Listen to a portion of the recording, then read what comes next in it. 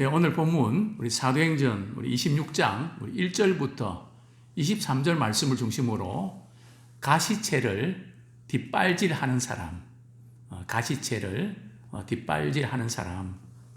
이제 가시채라 그러면 농사하는 사람들이 소를 끌고 갈 때 소가 말을 듣지 않고 안 가려고 할 때에 이렇게 때리기 위해서 만든 겁니다. 소고집도 보통 고집이 아니거든요. 계속 말을 안 들을 때에 이제 가시채를 이렇게 만들어서 가시채는 이렇게 그 쇠나 뼈를 이렇게 박아서 이 뒷발질을 하면 찔리게 되어 있습니다. 안 가려고 막 뒷발질을 하면 할수록 막 고통스럽다는 거죠. 그래서 당시에 헬라 문화에서 가시채를 뒷발질하기가 고생이다 하는 것은 하나님께서 명하신 것을 안 하고 내 생각대로 내 고집대로 하는 것은 참 무의미하고 부질없는 일이다. 그런 의미로 가시채를 뒷발질한다는 그런 격언이 사용되어졌습니다.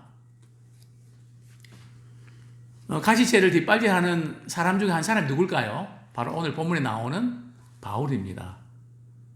혹시 우리 가운데는 그렇지 않을까요? 나름대로 열심히 하나님 일을 하고 또 주님을 위해서 뭔가 한다고 하지만 우리 주님이 보실 때는 오히려 반대 방향으로 가고 있는, 또 주님께서 싫어하시는 일을 골라서 하는, 그러나 본인은 주님을 위해서 굉장히 열심히 잘하는 걸 생각하는데 주님이 보실 때는 아니라는 거죠. 우리도 가시채로 뒷발질할 수 있는 가능성이 있습니다. 열심을 내는 만큼 우리가 주님을 만나지 못할 때는, 또 영적으로 무지할 때는 그럴 수가 있다는 겁니다. 또 이 가시채를 뒷발질한다는 이런 의미는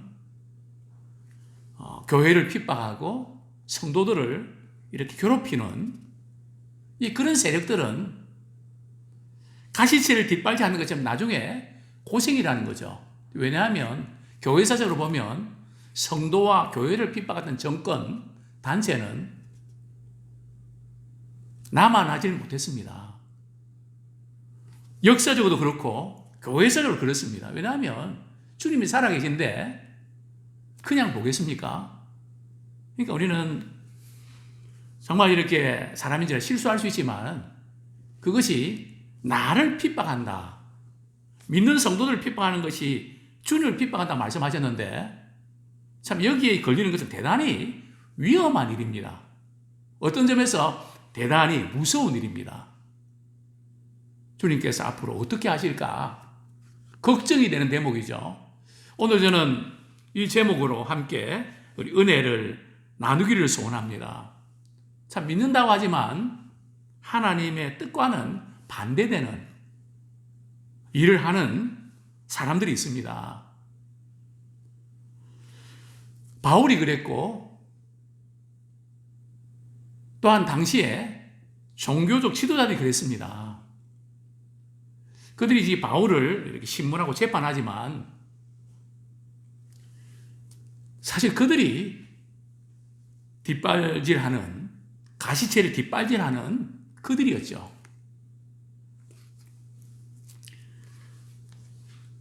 오늘 본문 우리 사도행전 26장 1절 보면 아그리파 왕 앞에서 바울이 몇 번째 변호하는 장면일까요? 재판하는 장면일까요? 5번째입니다. 2번은 어디서 했습니까? 예루살렘에서. 유대인의 뜰에서 한 번 했고요. 산헤드린 공회원들 앞에서 한 번 하고요.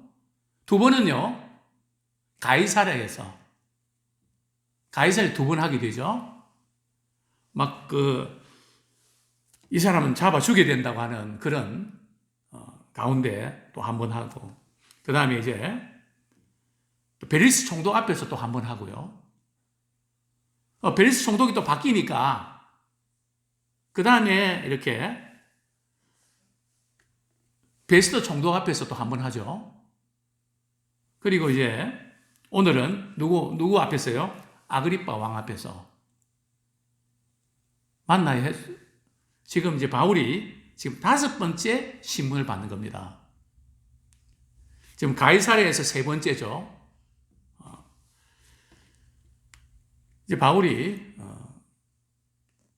아그리빠 왕에서 이제 변호하는데 한번 장면을 볼까요? 26장 1절에 보면 아그리빠 왕은 바울에게 변호하는 데 있어서 내가 너를 위하여 말하기를 내게 허락하노라 말로 하죠. 베리스 총독은 어떻게 사인하신지 아십니까? 머리로 까딱까딱 합니다. 머리로 하라고. 그런데 아그리빠 왕은 내가 내게 허락한다. 이렇게 말로 합니다. 되게 이제 이렇게 배려하는 거죠. 그때 바울은 어떤 반응을 나타냅니까? 손을 들어서 변명을 합니다. 왜 손을 들었을까요? 이 손을 들었다는 의미가 뭡니까? 거기에 참여한 고관들과 왕과 또 여러 사람들이 자기 말에 관심을 가져달라는 겁니다. 관심을 끌기 위해서 이제 손짓을 하면서 변호합니다. 먼저 이렇게 인사하죠. 아그리빠 왕이요. 참 유대인이 고발하는 모든 사건을 당신 앞에서 내가 변호하게 된 것을 다행으로 여깁니다. 당신은 유대인의 모든 풍습과 문제를 너무 잘 아시기 때문에 내가 이렇게 변호하지만 조금 길 수 있습니다. 근데 중간에 자르지 마시고 끝까지 다 들어주시면 좋겠습니다. 나중에 다 들었나요? 이 베스토가 말이죠. 중간에 그냥 끼어드는 바람에 그냥 끝나고 말죠. 물론 바울의 설교가 조금 길긴 했습니다. 어쨌든 끝까지 다 들어주시면 좋겠습니다. 그러면서 자신이 어떤 신앙의 배경 또 어떻게 살아왔는지에 대해서 우리 4절부터 언급을 하죠. 나는 젊었을 때 어떻게 성장했는지 당신들이 다 잘 알 겁니다. 나는 우리 종교, 유대교의 가장 엄한파, 즉 가말리알 그 문화에서 나는 바리새인의 그 엄격한 신앙 훈련을 내가 받아왔습니다. 자, 그 다음에 우리 6절, 7절 말씀에 보면 이제도 여기 서서 신문 받는 것은 하나님이 우리 조상에게 약속하신 것을 바라는 까닭이니.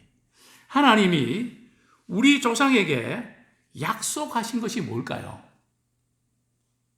뭘 약속한 걸까요? 아브라함과 다윗에게 약속하신 것이 있습니다. 그 약속이 뭡니까? 우리 창세기 17장 2절 한번 보겠습니다. 창세기 17장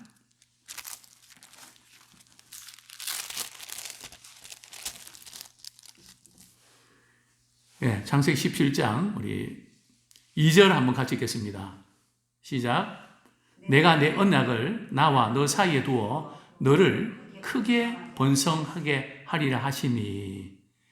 네, 오늘 그리고 이제 7절에 보면 영원한 언약을 삼고 이렇게 지금 언급하고 있는데 지금 아브라함에게 약속하신 그 약속이 뭔가 하면 아브라함과 다윗의 언약인데 그 아브라함과 다윗의 그 언약이 누구를 가리킨가 하면 결국 메시아를 가리킵니다.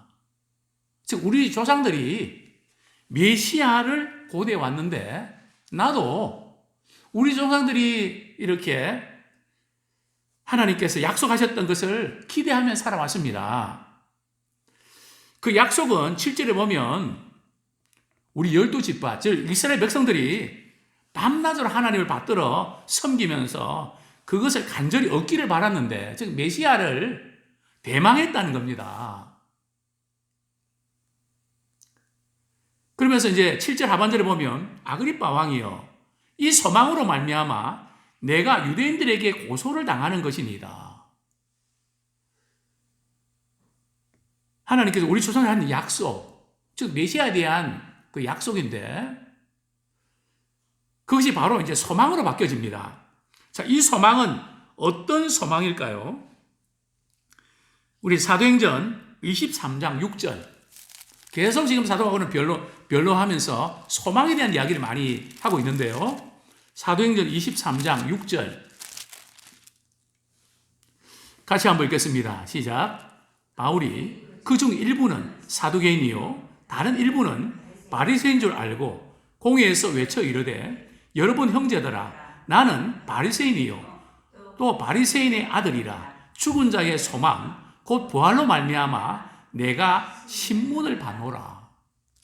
지금 바울이 내가 고소당하고 이 신문 받는 것은 소망에 관한 건데 죽은 자가 부활한다고 하는 소망입니다. 누구를 가리킬까요? 예수님께서 십자가에 죽으시고 다시 살아나셨다. 그 부활의 소망을 나는 전했는데 그것 때문에 나는 이 재판을 지금 받고 있다. 그러면서 왜 당신들은 죽은 자가 살아나는 것을 믿지를 못합니까? 8절 말씀이 바로 그런 내용입니다. 우리 26장 8절에 보면 당신들은 하나님이 죽은 사람을 살리심을 어찌하여 못 믿을 것으로 여깁니까? 왜 부활에 대한 소망을 가지 않습니까? 오늘날도 마찬가지입니다. 어떤 분들은 예수님이 나의 죄를 위해서 십자가에 죽으신 것을 믿는데 부활을 믿지 않는 분들이 이외로 많습니다.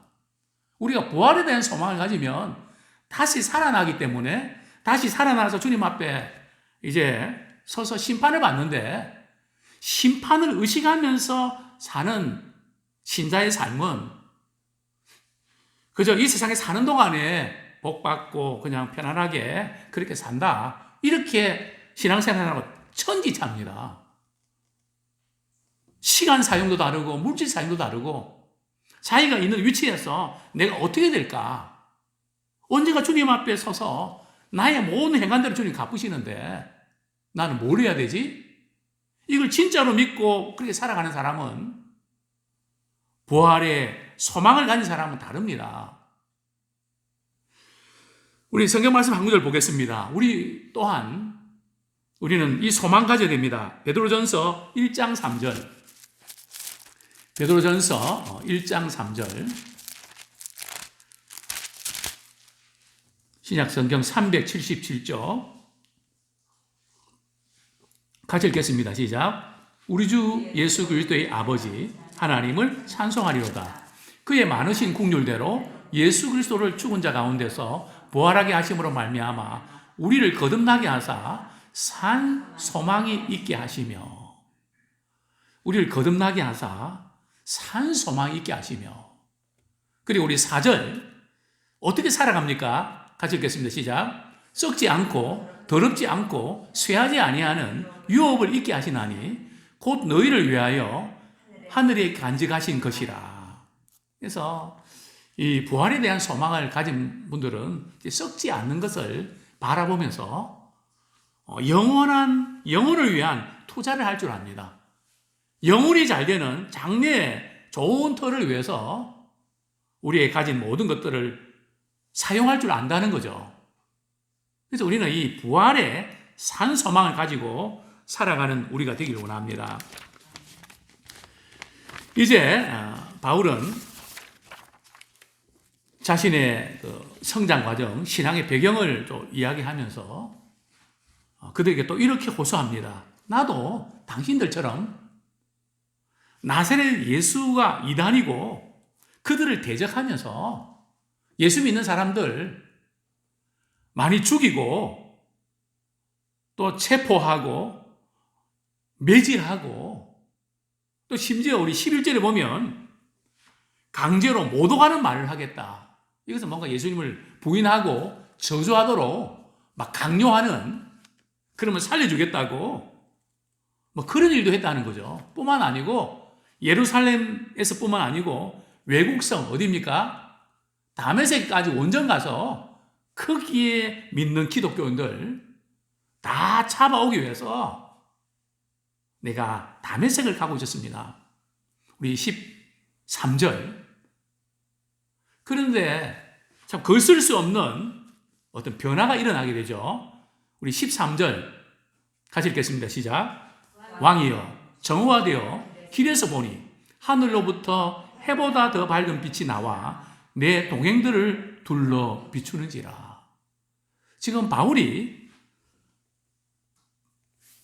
부활의 주님을 만난 그 시간이 언제입니까? 정오입니다. 근데 성경에 나타난 이 중요한 환상들은 밤에 일어났을까요? 낮에 일어났을까요? 낮에 일어났습니다. 물론 밤에 일어나는 현상도 있는데 이 중요한 현상, 예를 들어서 고넬료가 말이죠, 환상을 봅니다. 그때도 제9시 정오입니다. 왜냐하면 밤에 보면 이게 헷갈려갖고 말이죠, 이게 뭐 자다 말돼갖고 내가 환상 봤다고 말이죠, 그래야 잘못 믿고 그럴까봐 아예 의식도 있고, 환상은 또 잠이 아니고요, 의식이 있는 상태에 보는 것이 환상이고 의식이 없는 상태에서 보는 것은 꿈입니다. 그래서 중요한 부분을 다룰 때는 의식이 있을 때 환상으로 보여주시는 경우들이 많은 것을 보게 됩니다. 강한 빛이 비치면서 같이 동행했던 모든 사람들이 오늘 우리 26장에는 모두 엎드려졌다고 표현합니다. 9장, 22장, 26장 바울의 간증이 3번 나오는데 이 26장이 좀 더 세밀하게 이렇게 기록된 것을 보게 됩니다. 하늘에서 소리가 들리는데 히브리 말로 14절 사울아 사울아 내가 어찌하여 나를 박해하느냐 가시체를 뒷바질하기가 내게 고생이니라. 바울아 바울아 웬 내가 어찌하여 나를 핍박하냐. 너 왜 예수 믿는 성도들 왜 교회를 핍박하냐. 그게 얼마나 무서운 일인지 아냐. 그게 얼마나 끔찍한 일인지 아냐. 그러니까 이 바울이 너무 놀라서 주님 누구십니까? 그런데 주님께서 분명히 자신의 정체성을 밝힙니다. 나는 내가 박해하는 핍박하는 예수다. 예수가 하나님의 아들인 것, 예수가 하나님인 것을 몰랐습니다. 단순히 이단으로 알았는데 바로 그분이 하나님의 아들이시고 그분이 메시아였습니다. 우리 16절 이제 사명을 받는 장면입니다. 16절, 17절 같이 읽겠습니다. 시작. 일어나 너의 발로 서라.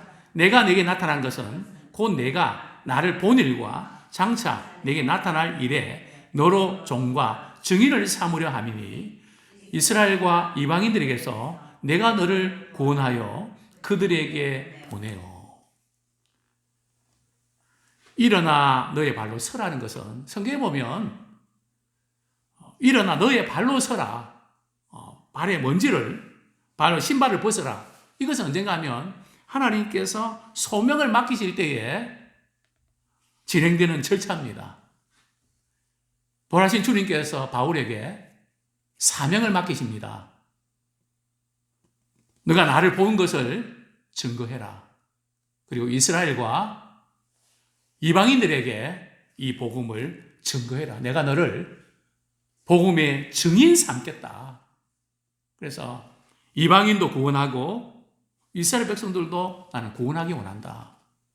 자, 여기서 한번 좀 짚고 넘어가야 될 부분들은 왜 이스라엘 백성들이 예수님을 십자가에 못 박았을까요? 구약에 메시아의 고난이 없나요?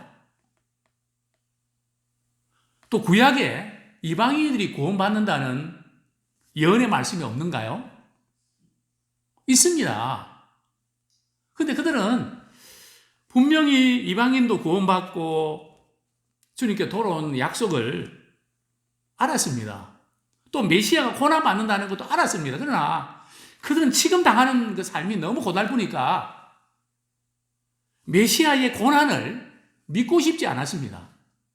받아들이고 싶지 않았습니다. 또 그들은 선민의식이 강해서 이방인들이 구원받는 것은 싫었습니다. 다른 사람은 구원받아도 저 인간은 안 돼. 저 사람은 구제불능이야. 그들은 제껴버렸습니다. 분명히 이사야 53장에 보면 메시아의 고난이 나오지 않습니까? 또 이사야 우리 47장이죠. 49장에 보면 하나님께서 이방인에게 복음의 빛을 비추겠다고 말씀하셨습니다. 이사야 49장 6절 같이 한번 읽겠습니다. 이사야 49장 6절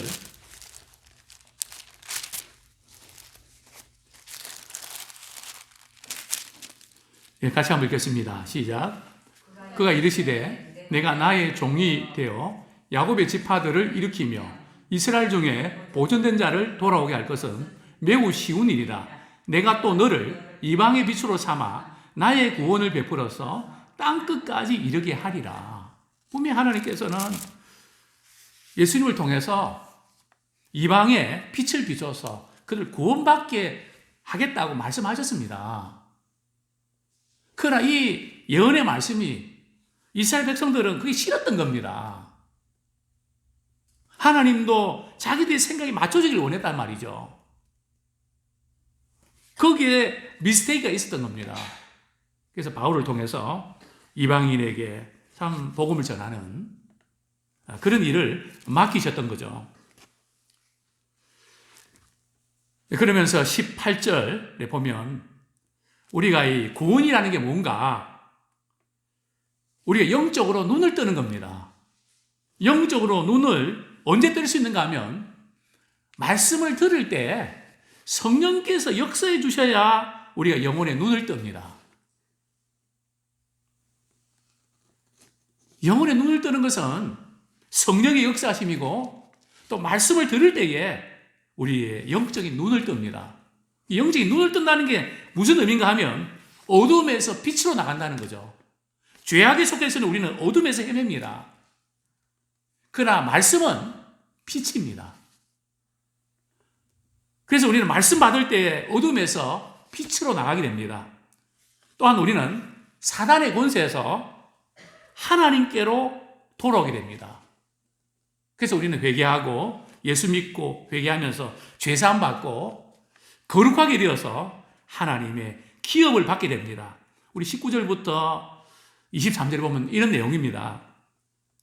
아그리빠 왕이여, 나는 하늘에서 보인 것을 거스리지 않고 그래서 나는 이스라엘 백성들과 이방인들에게 회개하라고 복음을 전파한 겁니다.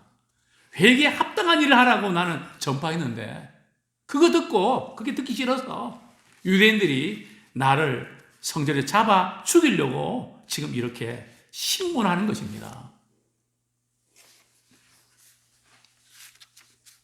23절 말씀 읽고 말씀 정리하겠습니다. 시작. 곧 그리스도가 고난을 받으실 것과 죽은 자 가운데서 먼저 다시 살아나사 이스라엘과 이방인들에게 빛을 전하시려 함이니라 하니라. 근데 유대인들이 바울을 잡아 죽이려고 하고 오늘도 보면 내일 다음 주에 생각했지만 베스도가 말이죠. 바울이 전하는 메시지를 그냥 막아버립니다. 듣기 싫다는 거죠. 못 듣겠다는 거죠. 귀를 막아버립니다. 그리고 자리를 떠버립니다. 왜 그런지 아십니까?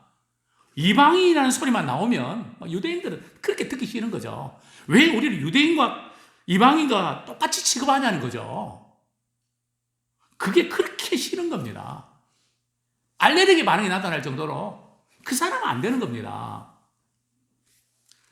오늘 본문에 우리 아그리빠 왕은 화려한 왕복을 입고 보좌에 앉아서 위엄을 갖추고 있습니다. 그러나 그는 갖가지 죄악과 어두움에 빠져 있는 사람입니다.